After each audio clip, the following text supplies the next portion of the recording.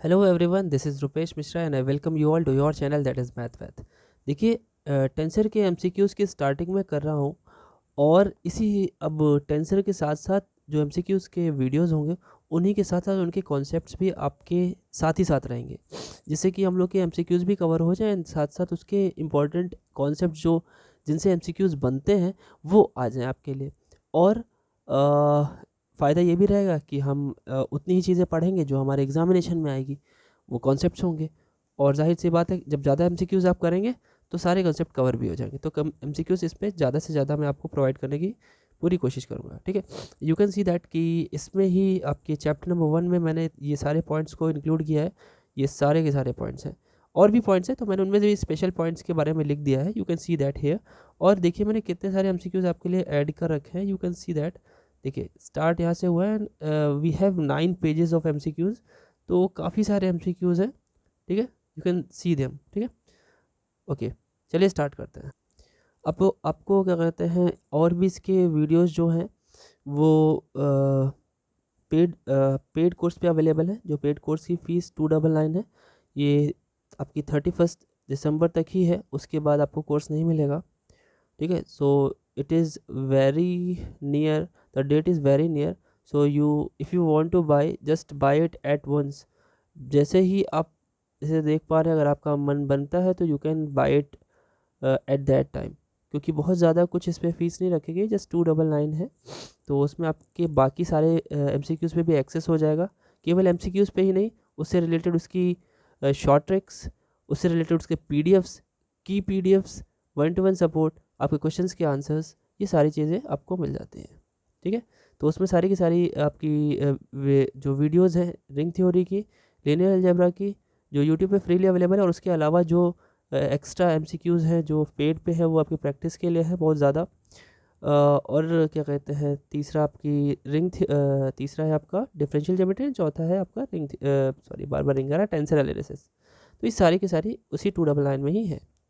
सो चलिए without wasting time मैं आपको अपनी यहाँ के हेल्पिंग हैंड से मिला देता हूँ। हेल्पिंग हैंड हमारे रवि सर हैं। उनका भी एक अच्छा खासा बैकग्राउंड है, तो ये आपकी हेल्प करते हैं, आपके कमेंट्स का आंसर देते हैं, आपके लिए पीडीएफ की अरेंजमेंट करते हैं, टेस्ट का अरेंजमेंट करते हैं। ये कोर्स इस बार ही लॉन्च हुआ है, इसलिए कुछ चीज़ें अभी और भी ऐड करनी बाकी है। Definitely that will be made available in the next और कमिंग सेमेस्टर्स। और काफ़ी सारी चीज़ें आपको मिलेंगी। चलिए चलते हैं आगे। तो देखिए स्टार्टिंग करते हैं इसके कॉन्सेप्ट से, साथ ही साथ उसके जो जो एमसीक्यूज़ है साथ में करते चले जाएंगे। सबसे पहली बात तो नोटेशन पे है। नोटेशन हमने आपको डिफरेंशियल ज्योमेट्री की सबसे पहली स्टार्टिंग की जो वीडियो जो यूट्यूब पे अवेलेबल है, उसे एक बार ज़रूर आप देखिएगा टेंसर पढ़ने से पहले, ठीक है? हालांकि हम लोग को टेंसर पहले पढ़ना चाहिए, बाद में उसे पढ़ना चाहिए था, कोई बात नहीं है, आप लोग की डिमांड उस पर ज़्यादा थी तो दैट्स वाई उसे मैंने कवर किया। बाकी यहाँ पे देखिए, यहाँ पे सबसे पहले बात तो नोटेशन की बात आ रही है। क्या नोटेशन क्या है बच्चों, ध्यान से सुनेगा। देखिए, आप लोग आर वेक्टर जानते हो बहुत पहले से ही, एक्स आई कैप प्लस वाई जे कैप प्लस जेड के कैप। ये तो 3D में होता था, 3D में होता था। उसके बाद आप टेंसर में जैसे जाते हो बच्चों, तो ये चीज़ किस में बदल जाती है, ये आपका आर, तो आर ही अगर नोटेशन रखे थोड़ी देर के लिए, तो एक्स को आप x1, क्योंकि 3 वेरिएबल है, इसको पहले वाले को x1, दूसरे वाई वाले को x2 और तीसरे वाले को x3। आई जे के इस पर भी लगा सकते हो। हालांकि इस पर आई जे के की जगह E1 E2 और E3 बन जाता है, तो कोई दिक्कत नहीं है, ऐसे भी लिख सकते हो आप, ठीक? अच्छा, इसको लिखने का एक और तरीका है, आइंस्टीन ने बताया हुआ है कि आर जो है आपको इसे आप किस तरीके से लिख सकते हो। इसे लिखने का एक और अच्छा सा तरीका है, आप इसे ऐसे लिख सकते हो, देखो, एक्स आई और यहाँ पे ई आई को आई यहाँ पे लिख दो और कैप लगा दो। इसका क्या मतलब, आई की वैल्यू 1 2 3 चलेगी, क्योंकि 3 वेरिएबल्स हैं। नोटेशन लिखने का ये तरीका होता है, ठीक है? अब एक चीज़ और देखिए, स्क्रीनशॉट लेते जाइएगा, ठीक है? स्क्रीनशॉट ले लीजिए। नेक्स्ट देखिए, इसमें एक चीज़ और देखिए, अगर मैं कहूँ कि एक्स खुद में एक फंक्शन है, एक्स लाइक जैसे एक्स है जो, रुकिए इसको और जनरलाइज करते हैं, क्या हम आर को function of x1 x2 x3 लिख सकते हैं, जो भी हमने अभी बताया इससे जस्ट पहले? हाँ बिल्कुल लिख सकते हैं। अच्छा, केवल 3 ही क्यों, ये तो 3D के पर्पज़ से हो जाएगा। वैसे आपको एक बात बताऊं, जो 3D होता है बच्चों, जब हमने 3 डायमेंशनल ज्योमेट्री पढ़ी है, उसका कन्वर्जन अगर हम देखें तो वो डिफरेंशियल ज्योमेट्री के रूप में होता है। और जो हमारी वेक्टर कैलकुलस होती है वो हमारी यहाँ पे आके टेंसर बन जाती है। ठीक, ये चीज़ याद रखिएगा। अब देखिए यहाँ पे कुछ चीज़ें हम और समझते हैं। अगर इसको जनरलाइज करें तो केवल 3 ही एक्सिस तक क्यों, हम और एक्स्ट्रा कर सकते हैं। हाँ, आर x1 x2 जितने डायमेंशन चाहे उतने बना लीजिए। x3 कहाँ तक जाइए, जहाँ तक मन करे n तक जाइए। अच्छा, आइंस्टीन थे, उन्होंने एक बात बताई, बड़ी अच्छी बात बताई, जिनका नाम है आइंस्टीन समेशन। आइंस्टीन समेशन में आइंस्टीन ने बोला था कि एक काम करिए, जो आप 1 2 3 4 लिख रहे हैं ना, इसकी जगह सिंपल एक्स आई कर दीजिए, ऑटोमेटिक ये एडजस्ट हो जाएगा और अपने आप ही ये वैल्यू ले लेगा कि जहाँ पे आई की वैल्यू क्या है 1 2 3 से लेकर के n तक। इसे क्या नाम दिया गया था, ये किन्होंने दिया था, आइंस्टीन ने, इसलिए इसको क्या बोलते हैं, आइंस्टीन समेशन। ठीक, नाम याद रखिएगा, हो सकता है एमसीक्यू इसका भी मिल जाए आपको एग्जामिनेशन में। ठीक है, हो सकता है, क्योंकि कुछ भी बना दे सकते हैं। एमसीक्यू बनाना है तो मैक्सिमम एमसीक्यू ही लोगों को बनाना है, तो कुछ ना कुछ तो करेंगे ऐसा ही। ठीक, इसमें 2 वर्ड और आते हैं, ये इतना क्लियर है बात। इसमें 2 वर्ड और आते हैं, उन्हें क्या कहते हैं, जरा ध्यान से सुनते हैं, स्क्रीनशॉट ले लीजिए। अब देखिए, जब मैंने बोला कि r इज इक्वल टू, अभी जस्ट ये कुछ चीज़ें हैं जो मैं आपको लाइनिंग से बताता जा रहा हूँ। r लिखा हुआ था मैंने, xi x1i plus x2j plus x3k। थोड़ी राइटिंग का इशू होगा बच्चों, थोड़ा संभाल लीजिएगा। इसको क्या हम ये लिख सकते हैं, sigma i is equal to 1 to n, और यहाँ पे एक्स आई कर दिया, और एक चीज़ और, इसको हम कर दे रहे हैं ई आई। और ई जो होता है, अगर ये आप लिख रहे हैं 3 डायमेंशनल ज्योमेट्री में, आई जे के लिखते हैं यूनिट स्टेप्स को, यूनिट जो हमारे टेंजेंट यूनिट स्टेप्स जो होते हैं एक्स वाई और जेड एक्सिस पे, तो उन्हें हम डिफरेंशियल ज्योमेट्री या फिर टेंसर में ई से लिख देते हैं। यहाँ पे ई की वैल्यू आई कैप भी हो सकती है, ई वन की वैल्यू आई कैप होगी, ई टू कैप की वैल्यू जे कैप होगी, और ऐसे ई थ्री की वैल्यू के कैप होगी। अच्छा, देखिए फटाफट से कॉन्सेप्ट समझ लेंगे तो हम लोग के लिए ईजी हो जाएगी चीज़ें। अच्छा ठीक है, अब इसके बाद क्या देखते हैं। अब ये जो आपके सामने समेशन बना हुआ है बच्चों, ये वाला, आइंस्टीन ने बोला क्यों हम समेशन लगाए, हम कन्फ्यूजन में क्यों पड़े, तो उन्होंने समेशन को ही हटा दिया और इसका पूरा फुल नेम ही रख दिया। इसको simply x I R vector को एक्स आई ई कैप ई आई कैप लिख दिया जाता है, जहाँ पे आई की वैल्यू अंडरस्टूड रहेगी कि भाई हमें कितने वेरिएबल की बात करनी है, 3, 4 की होगी तो 4, n की होगी तो n। तो ये भी क्या है, एक नोटेशन है, याद रखिएगा। ये छोटे छोटे नोटेशन से दिमाग में रखिएगा। चैप्टर फर्स्ट जो है वो बेसिक कॉन्सेप्ट्स में है, लेकिन इतनी इंपॉर्टेंट चीज़ें हैं कि क्या वही बताऊँ। ठीक है, इतनी ज़्यादा इंपॉर्टेंट चीज़ है। अब अगली हेडिंग, अगली हेडिंग क्या है बच्चों, सुपरस्क्रिप्ट। सुपरस्क्रिप्ट है एक हेडिंग, और एक है subscript. Superscript and subscript. Subscript ये क्या होते हैं बच्चों, देखिए अभी जो मैंने एक्स पे ऊपर 1 लिखा, एक्स पे ऊपर 2 लिखा, एक्स पे ऊपर 3 लिखा, तो ये जो ऊपर लिखी हुई चीज़ें हैं उनको सुपरस्क्रिप्ट बोलते हैं। दीज आर व्हाट, ये सुपरस्क्रिप्ट है। ठीक, ये सुपरस्क्रिप्ट है।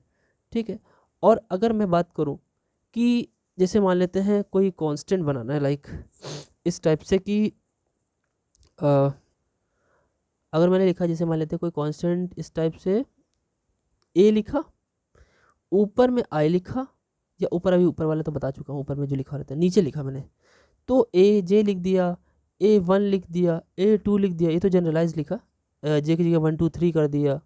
तो ऐसे जितने भी हम लोग लिखते हैं इन्हें क्या बोलते हैं, सबस्क्रिप्ट, क्योंकि ये नीचे लिखे हुए हैं।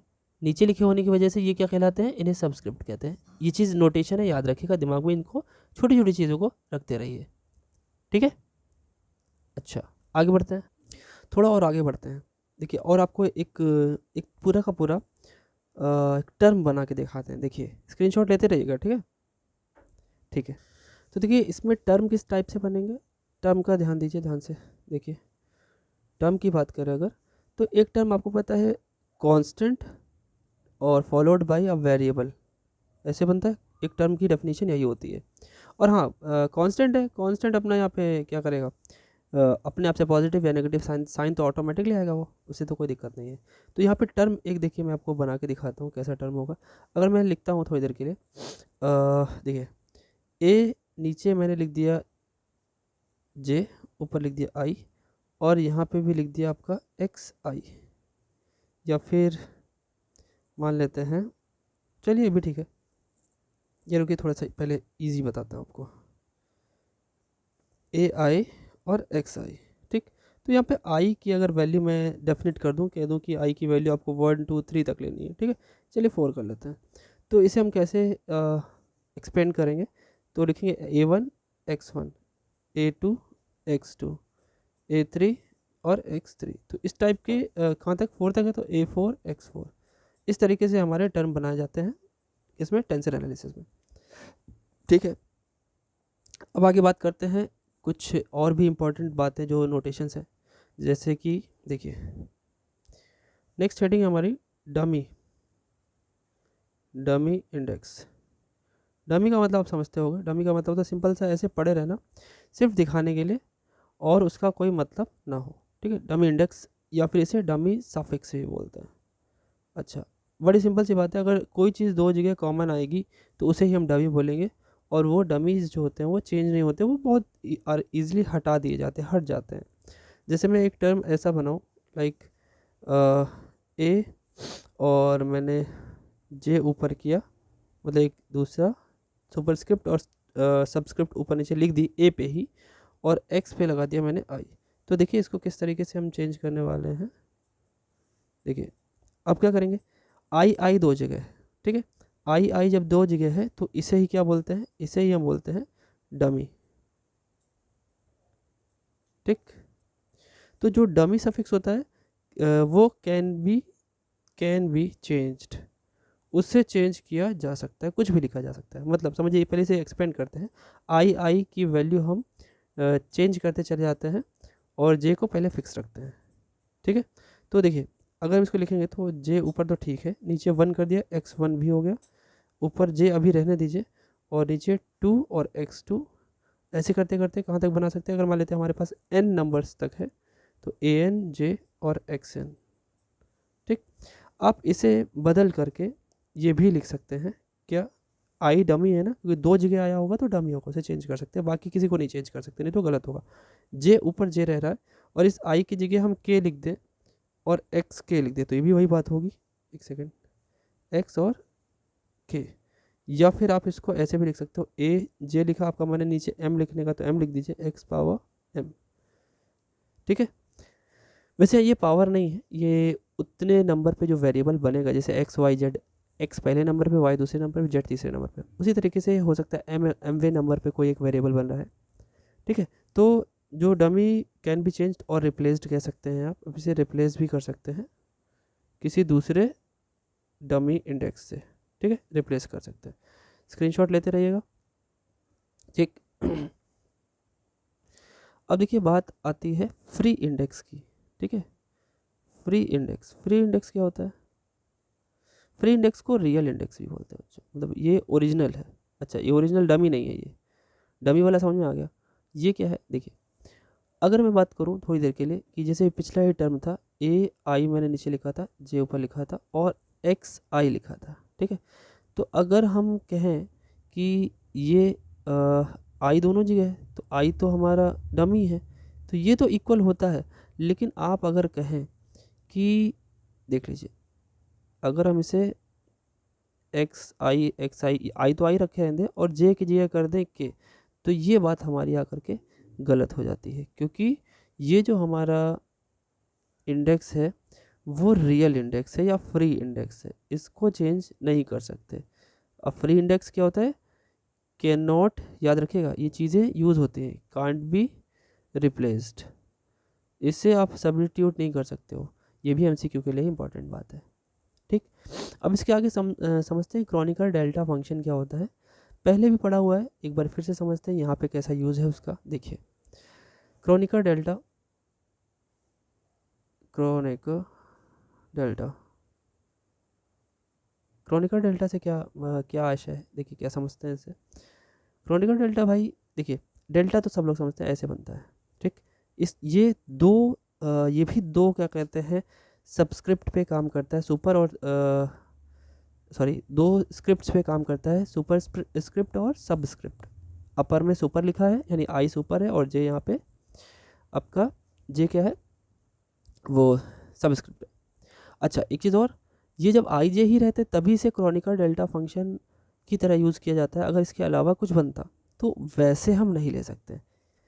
आई ऊपर जे नीचे या जे ऊपर आई नीचे कर देंगे तभी ये हमारा बनेगा, अदरवाइज नहीं बनेगा। अच्छा, आप समझिए, इसकी वैल्यू जब आई और जे दोनों सेम होती है, इसकी वैल्यू आती है 1।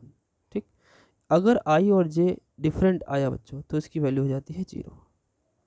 क्लियर है बात? इसे कुछ चीज़ें छोटी छोटी दिमाग में रखना है। ठीक है, अब इसके कुछ कंसिक्वेंसेस हैं, परिणाम हैं। क्या है? सबसे पहला जो इसका रिजल्ट है वो बहुत ही इम्पोर्टेंट रिजल्ट है, विच इज, सबसे पहला जो रिजल्ट है हमारा वो क्या है, ध्यान से देखिएगा। देखिए, अगर हम सुपरस्क्रिप्ट और सबस्क्रिप्ट दोनों सेम कर दे बच्चों, मतलब डेल पे, अगर डेल पे सबसे पहला क्या है, अगर हम डेल्टा पे सुपर और सब दोनों सेम कर दें, चाहे डेल्टा जे जे कर दे, डेल्टा आई आई कर दे, डेल्टा के कर दे, कुछ भी कर दे, दोनों सेम ले लेते हैं तो इसकी वैल्यू आती है n। अब कैसे ये आती है आपको बताते हैं, देखिए प्रूफ बताते हैं कैसे। देखिए, हमें क्या करना चाहिए, हमें इसकी वैल्यू को, भाई आई की वैल्यू कुछ तो होती है ना भाई, 1 2 3 4 रखनी होती है। तो जरा मेरी बात ध्यान से, कि दोनों आई है तो जब आप इसकी वैल्यू रखोगे तो, और ये क्या होता है, आई जब भी लगता है, जैसे ये किस रूप में लिखा गया है, किसकी हेल्प से, आइंस्टीन समेशन की वजह से लिखा गया है।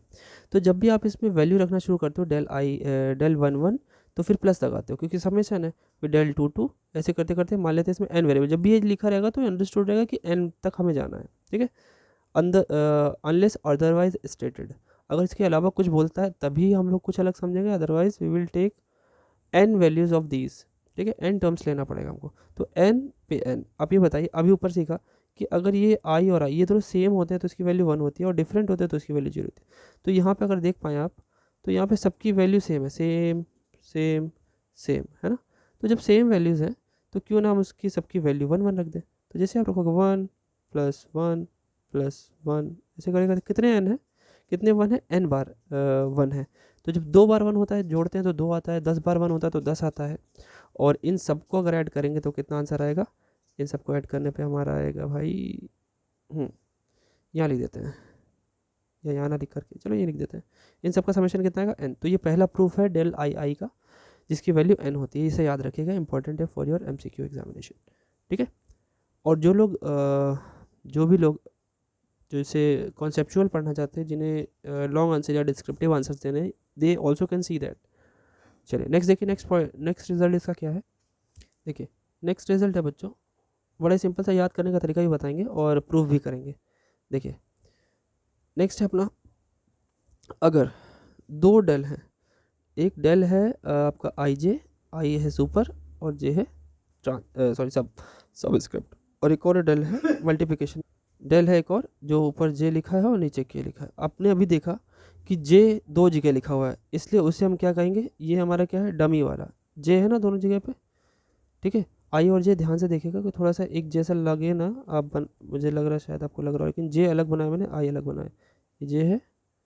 ठीक है, तो ये जो अपना है वो डमी सफिक्स है, ये वाला। तो आपको पता है डमी सफिक्स क्या होता है, एक तरीके से देखें तो ये ट्रांसफॉर्म होकर के सिंपल सा डमी कट जाता है, डमी हट जाता है तो बचेगा क्या, ऊपर का आई और नीचे का के, तो आई एंड के बचेगा।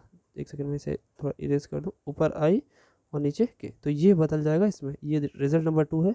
प्रूफ करने की बात आ जाए अगर, तो लेफ्ट हैंड साइड ले लीजिए, लेफ्ट हैंड साइड से ले लिया आपने, डेल्टा आई जे और डेल्टा जे और के। देखिए वैल्यूज़ पुट करिए, वैल्यूज़ अगर पुट करें अगर आप,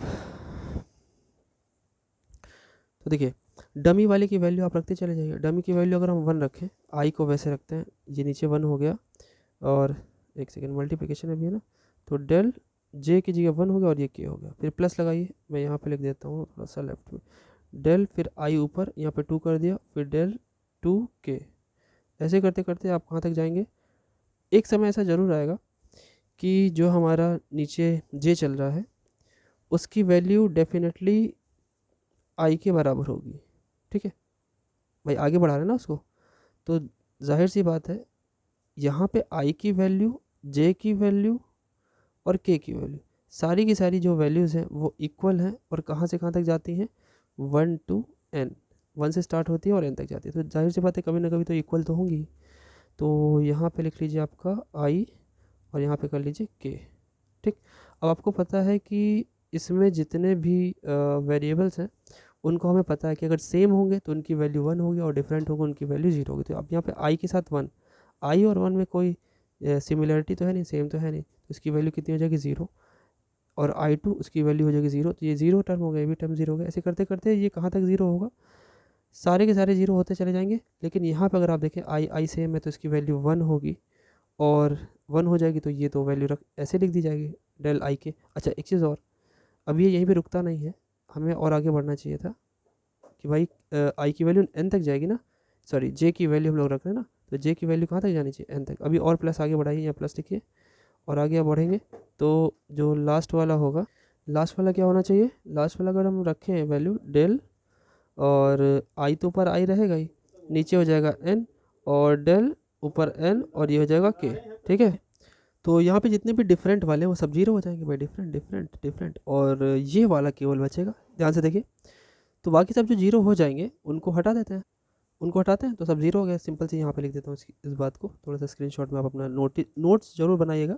ठीक है, तो सिर्फ एक बचेगा ये वाला जिसकी वैल्यू 1 होगी, तो 1 के साथ डेल i और k, तो ये तो प्रूफ हो गया।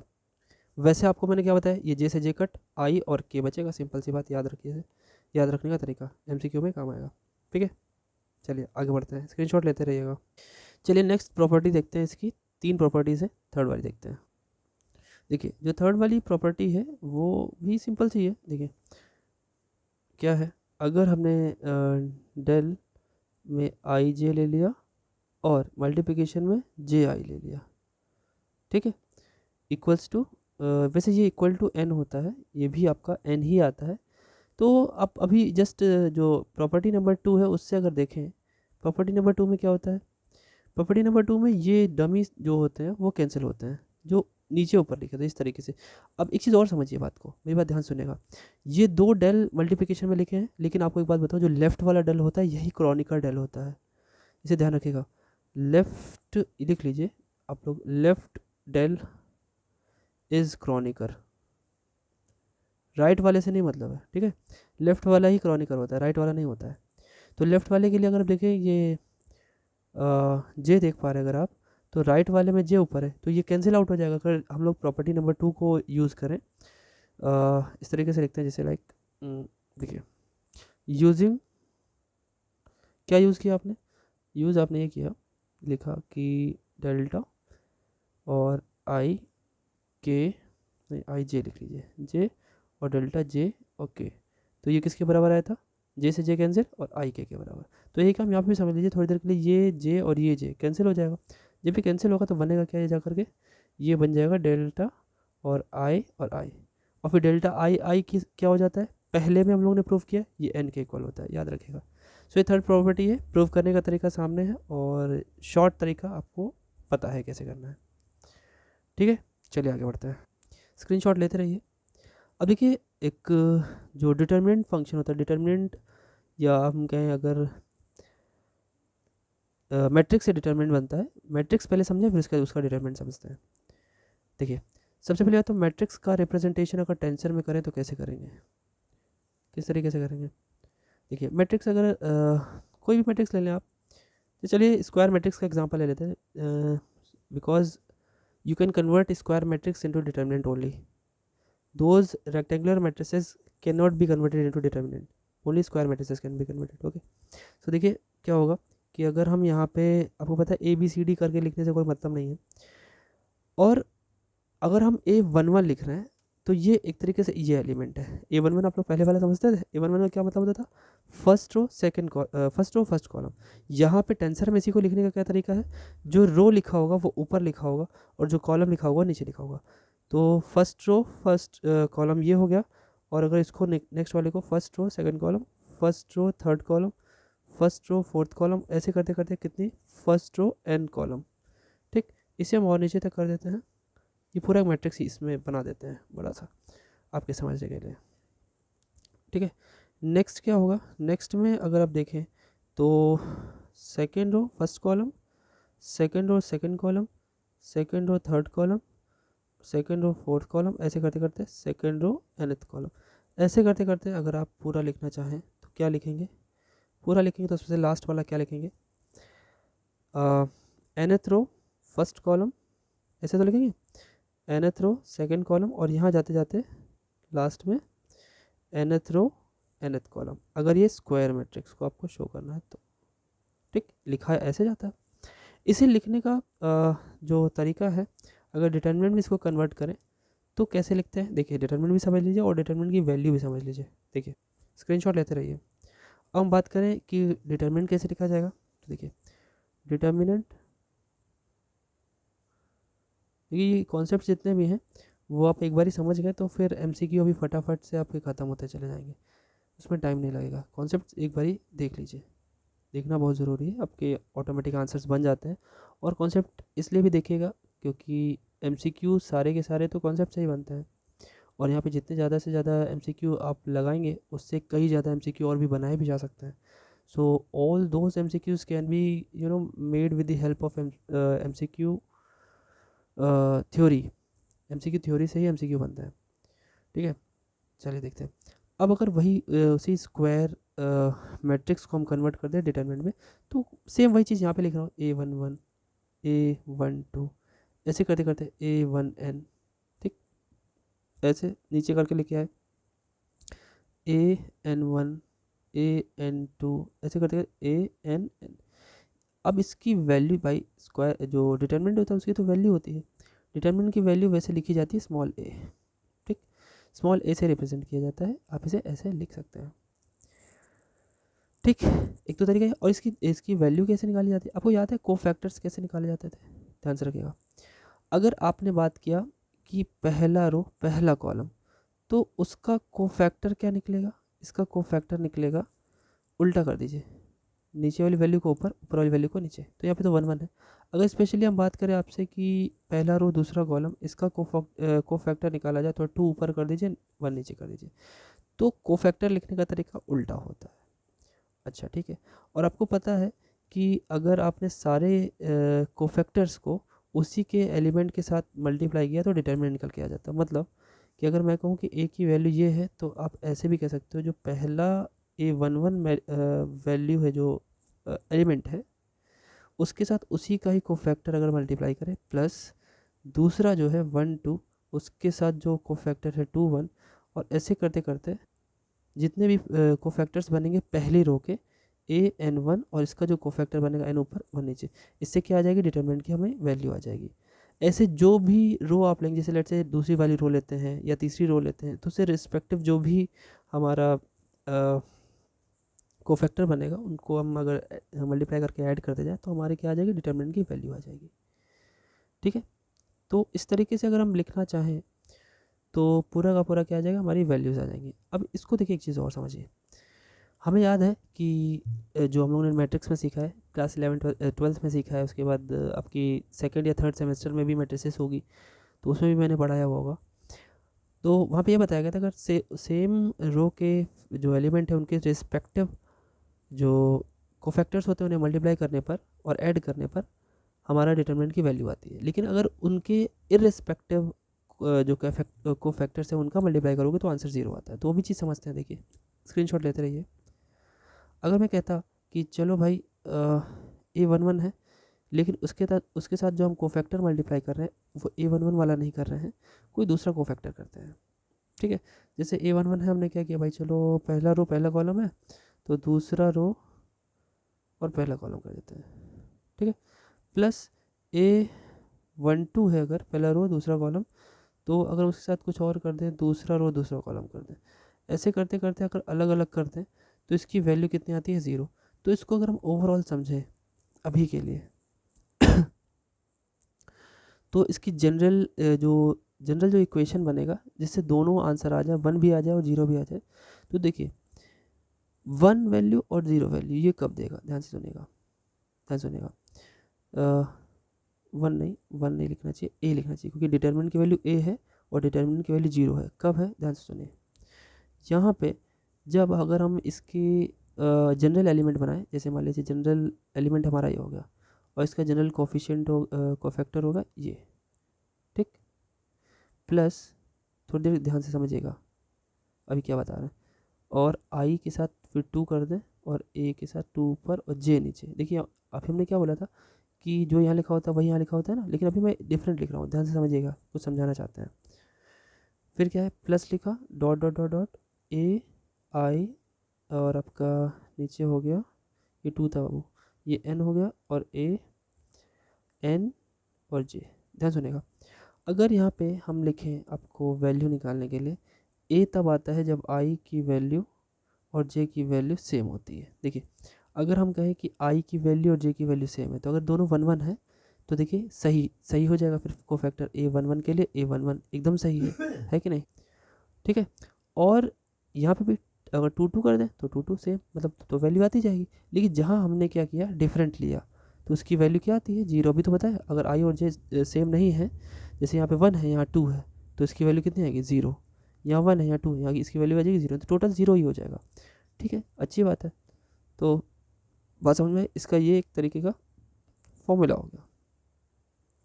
ठीक है, एक सेकेंड, हाँ ये मैं लिख रहा था आई नॉट इक्वल टू जे। तो ये याद रखिएगा, ये कोफैक्टर और उसके किसी एलिमेंट से अगर हम हेल्प से हम डिटर्मिनेंट की वैल्यू निकालें तो ये होता है। अब देखिए डिटर्मिनेंट का डिफरेंशिएशन कैसे होता है वो भी देख लेते हैं। डिफरेंशिएशन देखिए, अगर मान लीजिए हम छोटे से एक डिटर्मिनेंट ले लेते हैं, इतना बड़ा नहीं लेंगे, a1 1, a1 2, a1 3, और सॉरी दूसरा रो पहला कॉलम।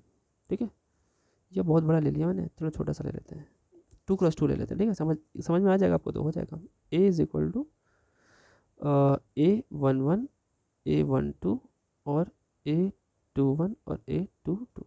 अगर हम इसका डिफरेंशिएशन करें partially with respect to x करें लेट्स से, तो क्या होगा, करने का इसका तरीका ये होता है कि किसी भी एक रो या किसी भी एक कॉलम में पहले आप डिफरेंशिएट कर लीजिए, बाकी को वैसे के वैसे रहने दीजिए। अगर मैं यहाँ पे लिखूँ तो a1 और यहाँ पे डेवर x हो गया, डेवर ए, थोड़ा सा इसको सही से लिखते हैं, डेवर a12 अपॉन डेवर x, बाकी a21 और a22 सेम रहेगा, फिर प्लस लग जाएगा।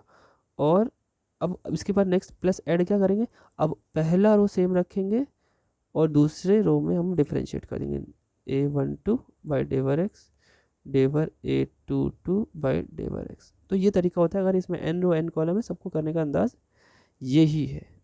ठीक है, बात समझ में आई? चलिए आगे बढ़ते हैं। अगला पॉइंट देखिए, ट्रांसफॉर्मेशन।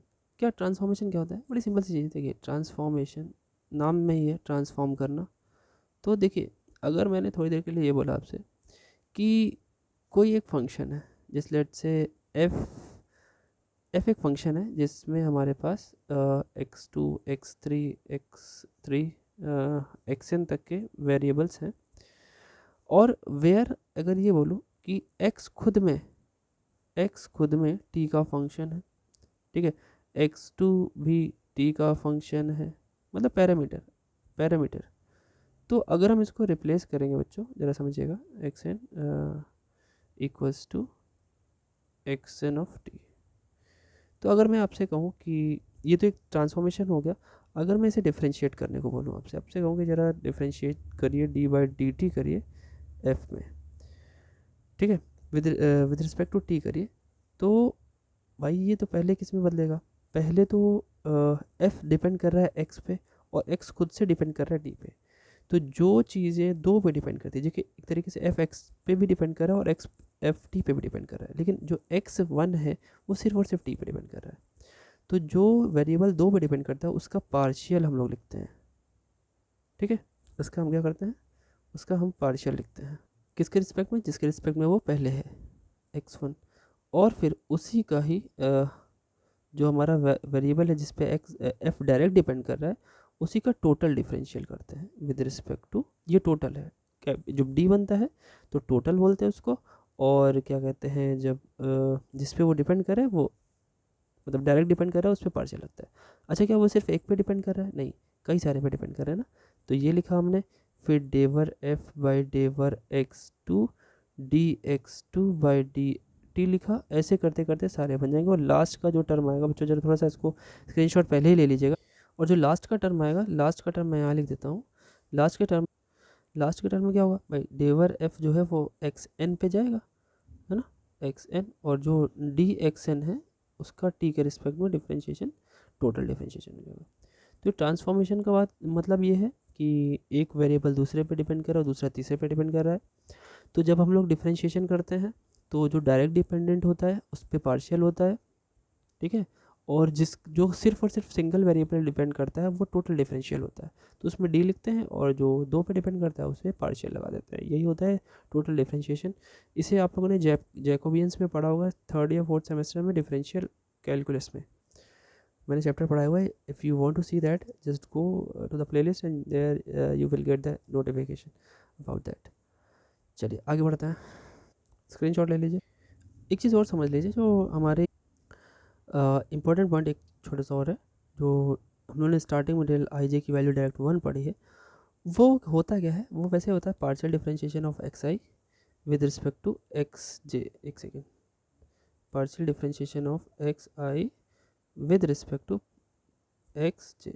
अच्छा, अब क्या है, क्या है भाई, इसकी वैल्यू डिपेंड करती है दो चीज़ों पे। इसकी वैल्यू किस पे आती है, या तो आती है 1 या तो आती है 0, ठीक है।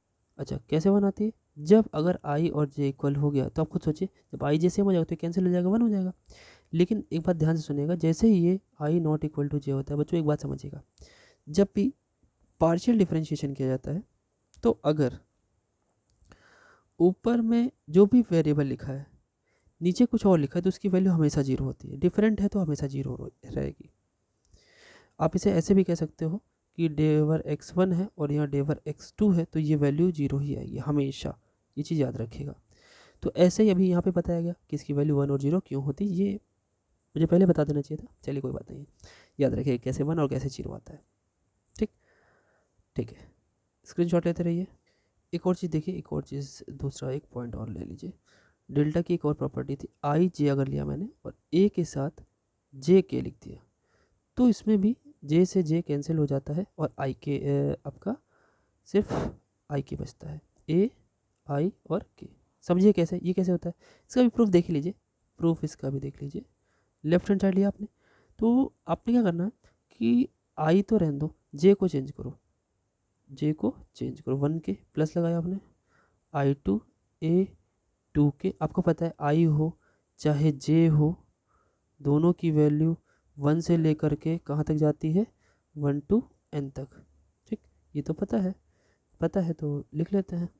प्लस लगाया आपने और आगे बढ़ते हैं इसको, प्लस डॉट डॉट डॉट, हमने कहा था आई तो आई रहने दिया और बीच में पक्का जो हमारा जे है वो आई के बराबर ज़रूर आएगा और ए आई के भी होगा। फिर ये अभी और आगे बढ़ेगा और कहाँ तक जाएगा, और आगे बढ़ेगा, ये आई तो आई रहेगा और नीचे वाला आई एन हो जाएगा और ए पावर एन के। पुराने की तरह आपने फिर से बताना है कि जहाँ जहाँ डिफरेंट है सबकी वैल्यू 0 होती जाएगी, केवल और सिर्फ केवल इसकी वैल्यू 1 होगी, बाकी सब 0 हो जाएंगे। तो जब बाकी सब 0 हो जाएंगे तो इसकी वैल्यू जैसे आप 1 रखोगे तो 1 के साथ क्या मिल रहा है, सिर्फ ए आई के, तो देखिए ए आई के प्रूव हो गया, ठीक है। तो ये भी चीज़ याद रखिएगा। चलिए ठीक है, स्क्रीनशॉट लीजिए। देखिए अब कॉन्सेप्चुअल केसेस पे ये पूरा चैप्टर मैंने बता दिया है, चलिए एमसीक्यू पे आ जाते हैं। देखिए फटाफट से अब आपके एमसीक्यू होते जाएंगे, चलिए देखते हैं। देखिए सबसे पहला क्या है, the value of del i j और जे आई, ये क्या होता है, अभी आपको बताया कि जो डमी वाला नीचे ऊपर से वो कैंसिल हो जाएगा और डेल आई आई के इक्वल हो जाएगा, डेल आई आई की वैल्यू एन होती है, तो आंसर ऑप्शन फर्स्ट हो गया। If a i are n quantities then इसकी वैल्यू क्या होगी, इसकी वैल्यू क्या होनी चाहिए, देखिए सिंपल सी बात है, इसकी वैल्यू क्या होनी चाहिए, आप अपने खुद से बताइए और फिर चेक कीजिए कि मैं क्या बता रहा हूँ। तो सिंपल सी बात है, देखिए यहाँ जे से जे कट जाएगा और आई ऊपर ट्रांसफर हो जाएगा तो ए आई हो जाएगा, तो ये आंसर आपका आ गया। दूसरा देखिए, if a i j are n square constant quantities, ठीक है, एन स्क्वायर यानी एन स्क्वायर मैट्रिक्स बन रहा है, एन क्रॉस एन मैट्रिक्स बन रहा है, सच दैट ये लिखा हुआ है इज इक्वल टू 0, अगर ये 0 है देन ए आई की वैल्यू क्या होगी, तो ए आई क्या होगा, अगर इस तरीके की वैल्यू 0 आ रही है तो ए आई जे क्या होगा, ठीक है। एन स्क्वायर है तो स्क्वायर मैट्रिक्स होगा, तो ये तो पहली बात तो एकदम कोई दिक्कत ही नहीं है, ठीक है। और ये आई जे की वैल्यू 0 हो रही है, तो देखिए एक बात समझिए, कह रहे हैं कि सारे जितने भी एलिमेंट है सबका सम 0 हो रहा है, तो ऐसा कहाँ होता है। आपको मैं एग्जांपल देता हूँ, अब तब ज़्यादा समझ पाएंगे। मेरे लिए 0 0 0 एक ऐसे एग्जांपल ले रहा हूँ, ठीक है। सिमेट्रिक या स्क्यू सिमेट्रिक की बात करें, यहाँ पे लिया 2, स्क्यू सिमेट्रिक मैं उठा रहा हूँ थोड़ी देर के लिए, यहाँ पे लिया 3, यहाँ -3 और यहाँ पे 4 और -4, -4 है 0। जरा सबको जोड़िए तो आपस में, सबको जोड़ दीजिए। जब आप सबको जोड़ेंगे तो देखिए 2 का नेगेटिव यहाँ पे, 3 का नेगेटिव, 4 का नेगेटिव, जब सारे एलिमेंट्स को जोड़ देंगे तो आंसर क्या देगा? 0। लेकिन सिमेट्री का केस होता, सिमेट्री का केस में तब 0 नहीं होता, क्योंकि आप सिमेट्री के केस में ये सोच रहे होते कि लाइक जैसे अगर 2 3 4 है, 5 इधर, 5 इधर, 6 इधर, 6 इधर, 2 इधर, 2 इधर, तो ये सिमेट्रिक तो है लेकिन इनका सम 0 नहीं होगा। सो इसके केस में आंसर हमारा क्या होना चाहिए? स्क्यू सिमेट्रिक, जिसमें सारे ये आई जे का मतलब सारे के सारे एलिमेंट साथ साथ में ऐड होते चले जा रहे हैं। ठीक है, तो आई थिंक ये आंसर आपको समझ में आ गया होगा। ठीक, नेक्स्ट देखिए क्वेश्चन नंबर 4 देखते हैं क्या है। If A denote the determinant of this, ठीक है, कोई ए आई जे करके, आपको पता है ऊपर जो लिखा होता है उसमें उसे रो पढ़ते हैं और जो नीचे लिखा होता है वो column, and this denotes the cofactor. ठीक है, डिटरमिनेंट ऑफ ए, देन इसकी वैल्यू क्या होगी? इसकी वैल्यू क्या होनी चाहिए? देखिए ये लिखा क्या है, पहले ये भी देख लीजिए। ये लिखा क्या है? 0 होगी, ए होगी, क्या होगी? वैसे या तो ये हो सकता है या तो ये आंसर हो सकता है, दोनों में से कोई एक होगा, है ना। या तो ये होगा या तो, अच्छा हाँ ये भी हो सकता है क्योंकि इसमें ए है और डेल आई जे भी है। तो अच्छा एक बात और समझिए ज़रा, जब हम लोग थोड़ी देर पहले ये सीख रहे थे कि अगर जो हम लोगों ने, जो मैंने कॉन्सेप्ट्स बताए उसमें क्या सीखा हमने कि ए होती है या तो वैल्यू या तो 0 होती है। अच्छा ए और 0 वैल्यू तो अच्छी बात लिखी आपने। जब आई इक्वल टू जे होता है तो ए वैल्यू होती है और आई नॉट इक्वल टू जे होता है तो 0 होती है। ठीक है, बड़ी अच्छी बात है। तो क्या हम इसको ये भी लिख सकते थे कि ए इंटू डेल आई जे होता है? ये इसके इक्वल आ सकता है क्या? बिल्कुल आ सकता है, क्योंकि डेल आई जे क्या होता है? डेल आई जे अपने आप में एक डेफिनेशन रखता है 1 और 0 की। जब आई इक्वल टू जे होता है तो 1 और आई नॉट इक्वल टू जे होता है तो 0 होता है। तो ये भी एक तरीके से इसको सेटिस्फाई करेगा। अच्छा अब बात समझिए क्या कह रहे हैं, ये दोनों ठीक है, कह रहे तो ये क्या है जरा इसको ध्यान से देखते हैं। ए लिखा, स्मॉल ए लिखा है ऊपर के नीचे जे, तो रो कॉलम समझ में आई, फिर आई और के। तो यहाँ पे जरा अगर ध्यान से देखें तो अगर आप रिलेट करें यहाँ पे के 2 जगह लिखा है तो डमी तो यही होगा। डमी जब ये होगा तो इसकी वैल्यू जरा चेंज करिए, तो ए 1 जे और ए आई तो आई रहेगा, यहाँ 1 हो जाएगा। जरा ध्यान से देखिए ये क्या लिखा है, मैंने फिर से लिख देता हूँ, थोड़ा सा शायद दिख नहीं रहा होगा। देखिए अगर मैं लिखूँ यहाँ पे के ही चेंज होगा 1 जे और ये कैपिटल ए वाला आई रहेगा और यहाँ पे 1 कर दीजिए। तो आपको पता है इसका जो कोफैक्टर होता है वो इसके बगल में लिखा होता है और खाली क्या करना होता है, हमें इसको उल्टा कर देना चाहिए होता है। 1 जे है तो जे 1 होना चाहिए। क्या ऐसा है यहाँ पे? ऐसा है यहाँ पे, है ना? ऐसा तो है नहीं। अच्छा तो यहाँ पे इन्होंने बताया है कि जरा ध्यान से देखिएगा, इन्होंने पूछा ये है कि इसकी वैल्यू क्या होनी चाहिए। तो इसकी वैल्यू क्या होनी चाहिए? सिंपल सी बात है, ये अगर के और के मान लीजिए सेम आते जा रहे हैं, डिफरेंट आएंगे तो अलग बात है। ठीक है, डिफरेंट आएंगे तो अलग बात है। अब यहाँ पे कुछ भी वैसे लिखा तो है नहीं कि क्या वैल्यू होनी चाहिए, तो ये फिलहाल आपका ए इंटू डेल के बराबर होगा, भी जस्ट जो बताया मैंने। तो ये आंसर ऑप्शन आपको समझ में आया? ठीक। अच्छा देखिए नेक्स्ट देखिए जरा, कह रहे कि x i dash r 2 coordinate system. तो अलग अलग कोऑर्डिनेट सिस्टम है, एक एक्स आई वाला मान लेते हैं थोड़ी देर के लिए, ये है x1 x2 ऐसे करके xn, और जो बार वाला है वो उसमें बार लगा हुआ। बार वाला कैसे है? एक्स आई जो बार है वो कैसे होगा? x1 बार, x2 बार, ऐसे करते करते xn बार। तो ये दो कोऑर्डिनेट सिस्टम है इन वी एन। देन अगर हम कहें कि इसने बोला है कि आई वाले को के के साथ डिफ्रेंशिएट करें पार्शियली और फिर के वाले को जे के साथ डिफ्रेंशिएट करें पार्शियली, तो इसका आंसर क्या होना चाहिए?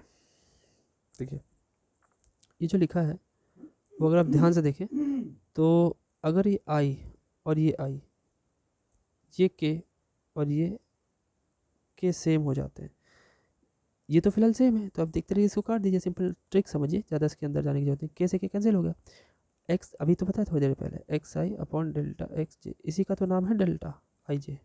तो आंसर ऑप्शन ये हो गया। क्लियर है बात ना? ज़्यादा इसमें सोचने की ज़रूरत नहीं है, अभी थोड़ी देर पहले बताया। अब देखिए यहाँ पे जो नेक्स्ट क्वेश्चन है वो क्या कह रहा है, देखिए जे से जे कट। आप इसको ऐसे भी तो लिख सकते हो, ऐसे लिख लो आई जे, इधर उधर लिखो कोई फ़र्क नहीं पड़ेगा, वर्क वही होगा। जे से जे कट और आई चला जाएगा इस पर, तो ए आई के हो गया। तो आंसर ऑप्शन ए। अभी तो समझा ये वाला क्वेश्चन। चलिए नेक्स्ट देखिए क्या है नेक्स्ट। विच सिंबल रिप्रेजेंट क्रॉनिकल डेल्टा, इनमें से कौन सा क्रॉनिकल डेल्टा है, आपको पता है यही वाला है। रिप्रेजेंट अल्टरनेटिंग सिंबल, क्या अल्टरनेटिंग सिंबल है, किसका अल्टरनेटिंग सिंबल, क्रॉनिकल डेल्टा की बात कर रहा है। तो भाई अगर अल्टरनेटिंग सिंबल की बात करें तो क्रॉनिकल डेल्टा फंक्शन का तो हमें पता है डेल होता है, लेकिन जब हम उसे सिग्मा में कन्वर्ट करते हैं, सिग्मा जो होता है मतलब उसे कन्वर्ट नहीं करते, जो सिग्मा होता है उसे हम अल्टरनेटिंग सिंबल बोलते हैं। सिग्मा मतलब समेशन, आप अल्टरनेटिंग सिंबल का एक और नाम बोल सकते हो कि समेशन सिंबल, ठीक, समेशन सिंबल है। अच्छा ठीक है, आगे बढ़ते हैं। क्या कहें, द वैल्यू ऑफ दिस, इसकी वैल्यू क्या होगी, इसको हम क्या कह सकते हैं।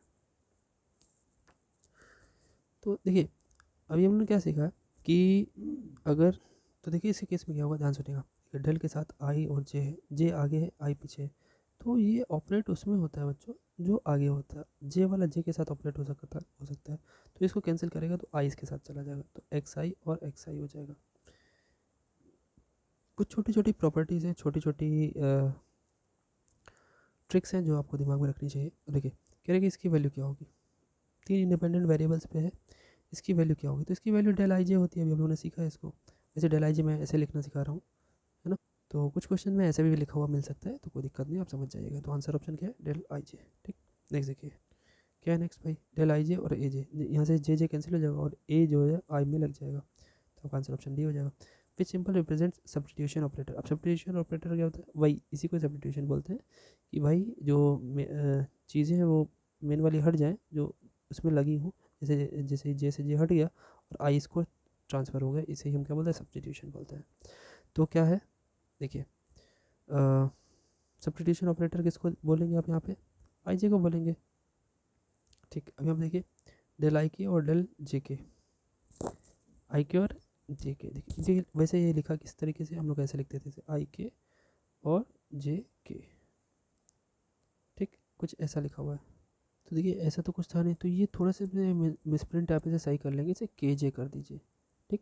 तो के जे करेंगे तो के ऊपर जे नीचे, अब आपको पता है कैसे के कैंसिल, तो डेल आई जे बन जाएगा ये, तो इसे आप ऐसे भी लिख सकते हैं कैसे, ये फर्स्ट वाले ऑप्शन की तरह, इसे सही कर लीजिएगा, ठीक है।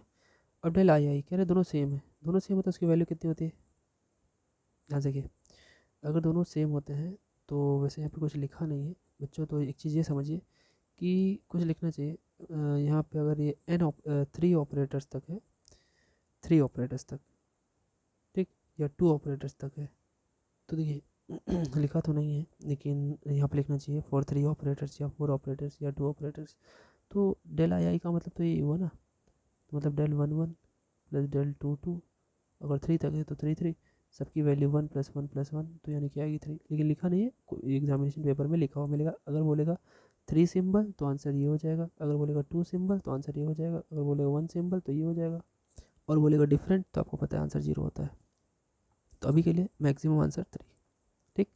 नेक्स्ट देखिए, नेक्स्ट में अगर ध्यान से देखें अगर आप, तो देखिए बड़ी सिंपल सी बात है यहाँ पे, देखिए ऑपरेट तो एक ही होता है ना, एक ही ऑपरेट करता है, तो अगर यहाँ से देखें हम के से के हटा दें, ठीक है, फिर जे से जे हटा दें, तो कुल मिला के आई, तो सब्स्टिट्यूट होकर के आई की जगह आई ही रहेगा ना, कुछ बदल तो जाएगा नहीं, तो आपका ए आई वाला ऑप्शन सही हो जाएगा।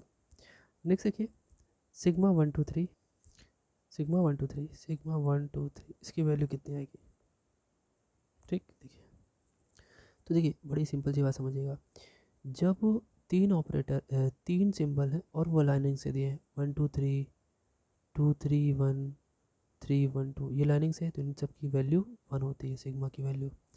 अगर इनमें आपने जड़ी सी छेड़खानी की, लाइक किया आपने क्या, देखो यहाँ पे लिख देता हूँ, इनकी वैल्यू क्या आएगी वन, सिग्मा सिग्मा के केस में, और अगर इसमें छेड़खानी की, जैसे लिखा वन फिर टू ना लगा के थ्री टू लिख दिया, या फिर टू लिखा तो थ्री ना लगा के वन थ्री लिख दिया, और ऐसे थ्री टू वन लिख दिया, तो इन सब की वैल्यू कितनी होती है, माइनस वन होती है। और अगर कोई भी दो सेम हो गए, जैसे वन वन टू हो गया, या टू टू थ्री हो गया, या थ्री थ्री वन हो गया, जो भी, इन सब की वैल्यू कितनी होती है, जीरो, ये चीज़ याद रखिएगा। तो यहाँ पे वन टू थ्री तो लाइनिंग से है, तो आंसर इसका ऑप्शन कितना होगा, बी, जो वन हो जाएगा, ठीक है। चलिए और आगे देखते हैं क्या है भाई, कह रहा व्हाट इज टेंसर, टेंसर क्या होता है, मैग्नीट्यूड बट टू और मोर डायरेक्शंस, मैग्नीट्यूड होगा और दो से ज़्यादा डायरेक्शन होगी, अच्छा ये तो बात सही कह रहा है, ये तो इसकी डेफिनेशन ही है, तो आंसर ऑप्शन आपका ये है, केवल मैग्नीट्यूड नहीं होता, केवल एक डायरेक्शन है तो नहीं तो ये तो वेक्टर बन जाता है ना भाई, ऑल ऑफ दिस तो हो ही नहीं सकता। तो आंसर ऑप्शन 2 या 2 से ज़्यादा डायरेक्शन होती है, ध्यान रखिएगा। First rank tensor is called, first rank का जो टेंसर होता है उसे हम लोग वेक्टर बोलते हैं।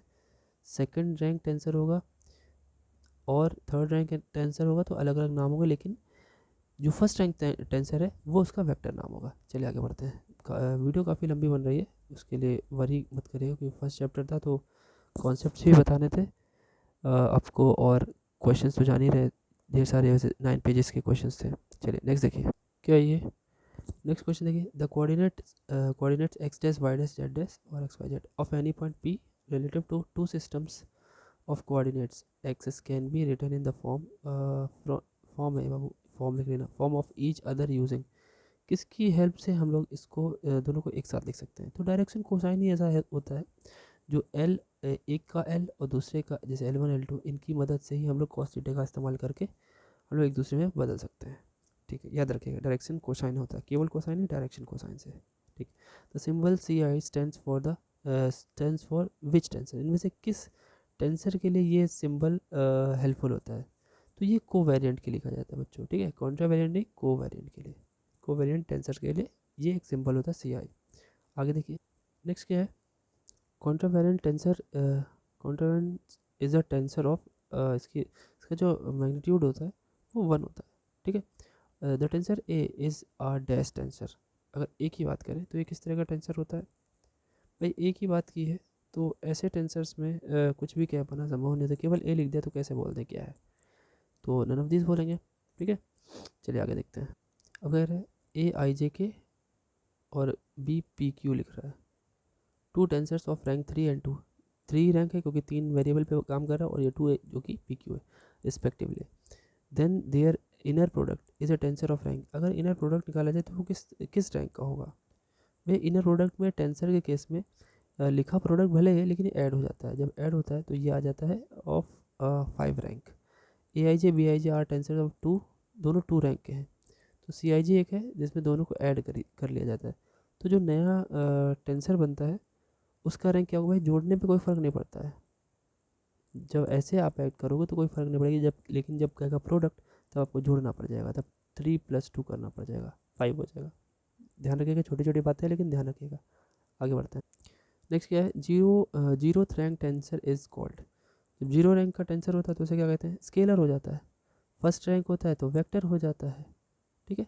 ये दोनों फेमस है, 0 और 1, इनमें से कोई एक एग्जामिनेशन में आने के पता नहीं क्यों चांसेस लग रहे हैं, अच्छे से याद रखिएगा।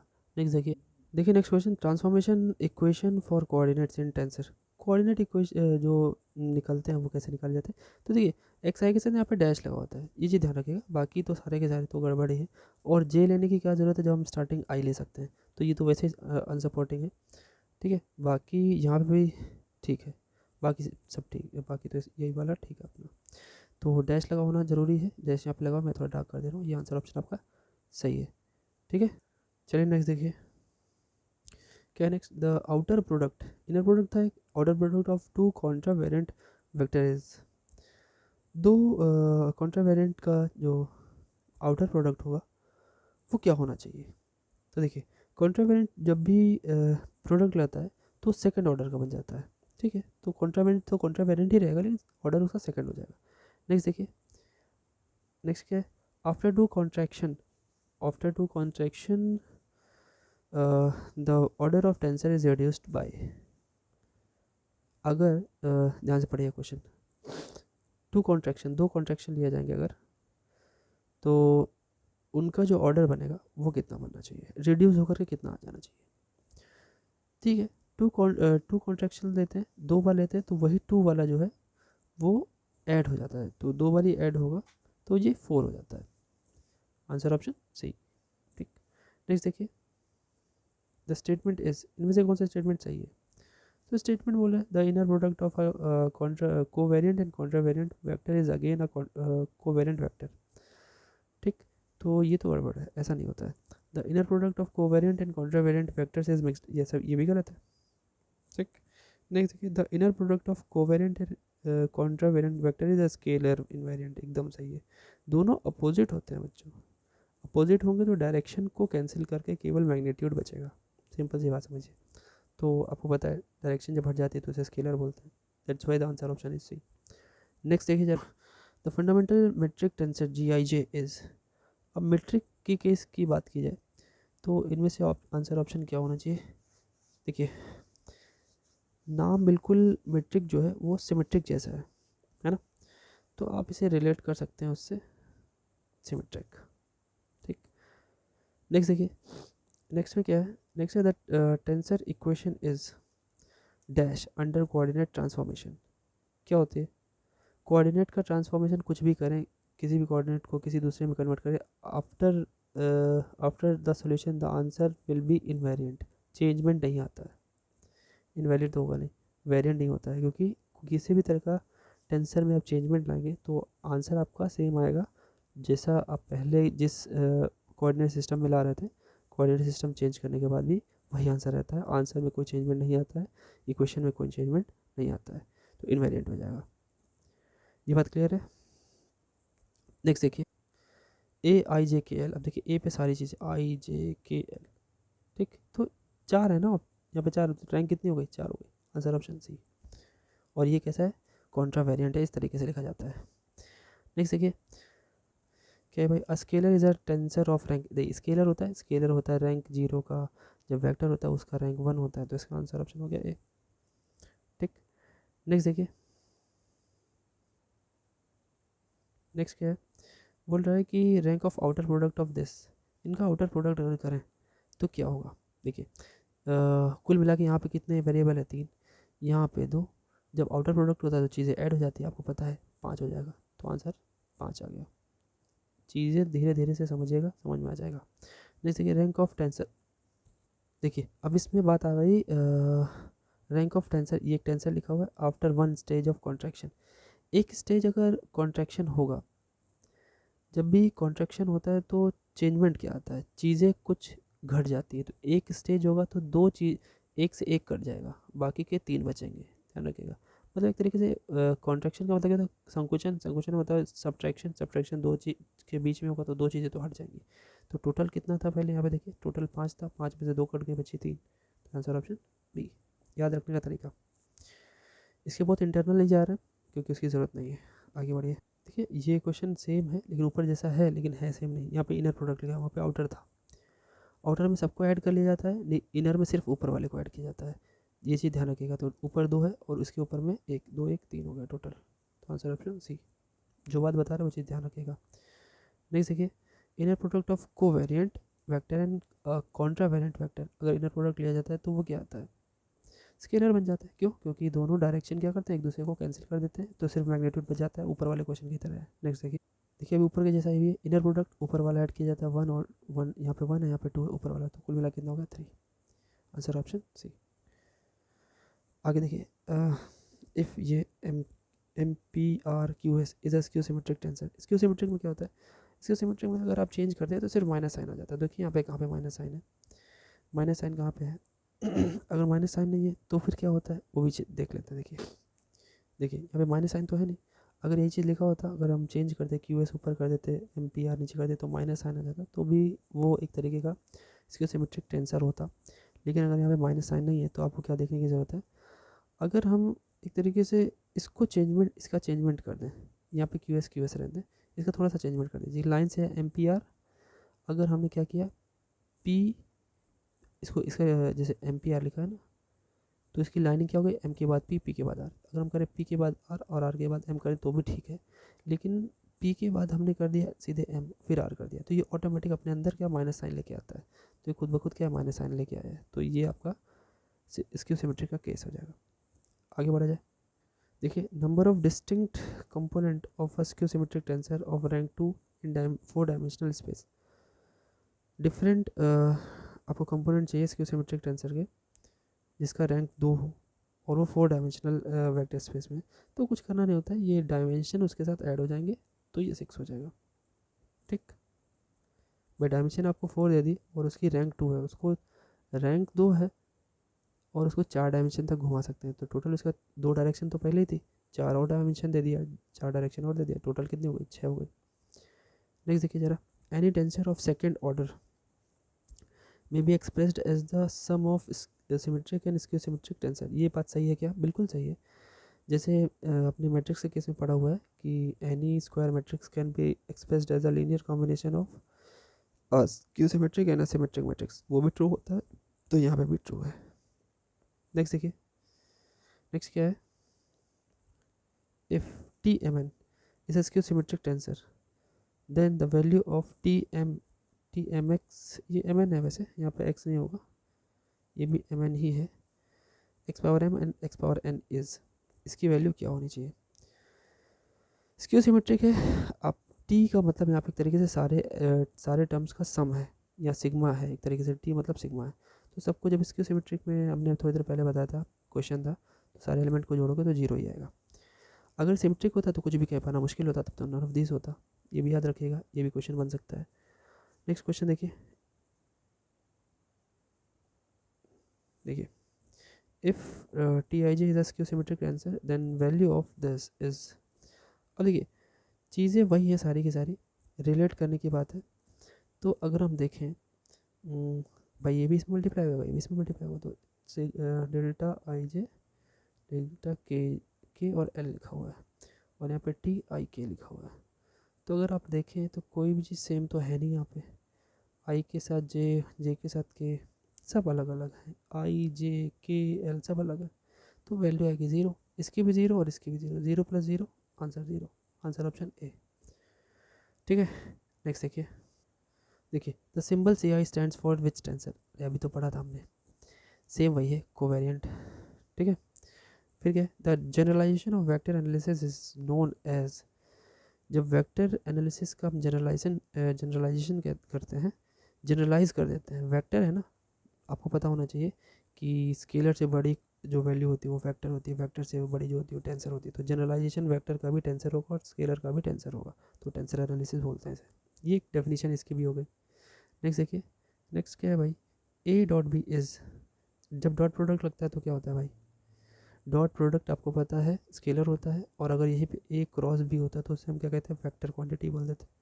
नेक्स्ट देखिए, द क्रिस्टोफर सिंबल जे के एल, क्रिस्टोफर एक्सपेंशन फॉर्मूला होता है, आप इसको लिखने का तरीका क्या होता है, लास्ट वाला देखिए ऊपर लिख दिया, और जे के, वैसे तो जो लिखा हुआ है ये लाइन से लिखा होता है, अगर जे पहले तो जे ऊपर और के आई नीचे, ऐसे भी लिखा जा सकता है।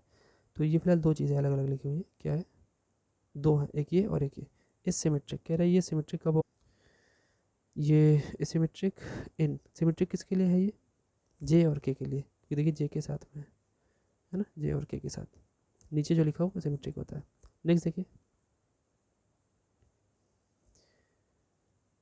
देखिए ये क्वेश्चन तो पहले जैसा हो गया, डेल्टा आई जे की वैल्यू बतानी है, तो डेल्टा आई जे की वैल्यू क्या होनी चाहिए अगर देखा जाए तो, देखिए दो वैल्यूज़ हो सकती हैं, अगर डिफरेंट है तो जीरो, और सेम है तो वन, है ना। तो अगर देखा जाए वैसे यहाँ पे ऐसे कह पाना तो मुश्किल है, दोनों में से कोई भी वैल्यू हो सकती है, तो क्वेश्चन को थोड़ा सा मोल्ड कर देते हैं, आई और आई कर देते हैं, डेल्टा आई और आई, तो आपको पता है सेम की वैल्यू एन होती है, ये किस में बदल जाता है, वन वन में, टू टू में, ऐसे करते करते सब में बदल जाता है, तो ये सबकी value one one one, one को एन बार जोड़ो कितना आएगा, एन आ जाएगा, तो एन आंसर आ जाएगा। ठीक है, नेक्स्ट देखिए, नेक्स्ट क्या है भाई, movement of inertia is a, movement of inertia क्या होता है भाई, मूवमेंट ऑफ इनर्शिया मूवमेंट देता है ना आपको, तो दो तरीके का मूवमेंट देता है वो, उसका रैंक दो होता है, वैसे मूवमेंट ऑफ इनर्शिया हम लोग पढ़ते थे इसको वेक्टर क्वांटिटी बोल दिया करते थे, तो वहाँ पे इतनी समझ नहीं होती थी, वो कोर्स में भी नहीं होता था, तो वो एक तरीके का वेक्टर तो है, लेकिन वो एक टेंसर है रैंक टू का। ठीक है, नेक्स्ट लास्ट क्वेश्चन देखिए, और ये इसके साथ ये चैप्टर पूरा ख़त्म होगा। ठीक है, क्रोनिकल डेल्टा डेल्टा आई जे एस, ये क्या होता है,